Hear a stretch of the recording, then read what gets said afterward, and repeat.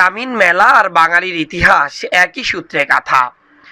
শিকড়ের টানে যে বাঙালি বারবার ফিরে যায় তার গ্রামে, সেই গ্রামে এখনো প্রতি বছর বিভিন্ন পূজা পার্বণ উপলক্ষে এরকম শত শত গ্রামীণ মেলা বসে, যেখানে বিভিন্ন দোকানিরা পসরা সাজিয়ে বসেন বিভিন্ন পণ্যদ্রব্য নিয়ে।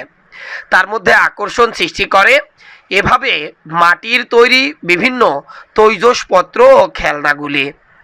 মেলায় যাবেন আর অনেক মানুষের সাথে দেখা হবে না তা কি হয়? মেলার মাঠে হাওয়াই মিঠা না খেলে মেলা যেন জমেই না। একই সাথে মিষ্টি, মিঠাই, মুড়ি, মুড়কি, চিড়া সব মিলে বলা যায় গ্রামীণ এই মেলাগুলোতে আসলে আপনি আবারও হারিয়ে যান আপনার শৈশবের স্মৃতিতে। একসময় বিভিন্ন পূজা পার্বণে গ্রাম বাংলায় এরকম মেলা অহরহ দেখা যেত, কিন্তু এখন বছরে শুধু বিভিন্ন পূজার উৎসবে বা পহেলা বৈশাখের উৎসবেই গ্রাম অঞ্চলগুলোতে এরকম গ্রামীণ মেলার দেখা যায়। এখন আর অন্য কোথাও এই মেলার অস্তিত্ব নেই। স্টিল কাঁসা উঠে গেছে প্রায়। এখন যে শ্রমিকের যুগে প্রবেশ করেছে বাংলার মানুষ, সেখানে মাটির তৈজসপত্র, খেলনা বা বিভিন্ন বাসনপত্র এখন বড়লোকদের নামি দামি চোখে মানানসই। এখন আর সেভাবে মাটির আর এই তৈজসপত্রগুলো বিক্রি হয় না।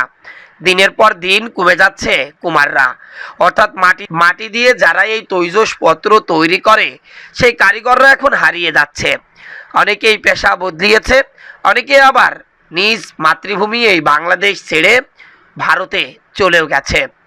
তবুও বিভিন্ন পূজা পার্বণ আর পহেলা বৈশাখের অনুষ্ঠান আসলেই এখনো গ্রাম অঞ্চলে ছড়িয়ে ছিটিয়ে যে মেলাগুলো হয়, সেই মেলাগুলোতে মাটির এই খেলনা বা তৈজসপত্র ছাড়া যেন মেলা জমেই না। সাধারণত শেষ বিকালে এই মেলায় হাজারো মানুষের ভিড় হয়।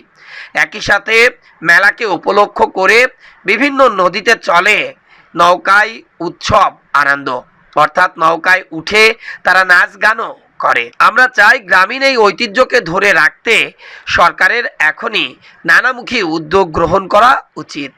কুমাররা যেভাবে হারিয়ে যাচ্ছে বা এই মাটি কারিগররা যেভাবে এই পেশা ছেড়ে অন্য পেশায় যোগ দিচ্ছে, খুব তাড়াতাড়ি হয়তো এই মৃৎশিল্পটি হারিয়ে যাবে বাংলাদেশ থেকে। কারণ এখন সেই কাঁসা স্টিলের যুগটাও প্রায় চলে গেছে। এখন বাঙালিরা শ্রমিকের যুগে চলে এসেছে। Desk report, eagle TV news.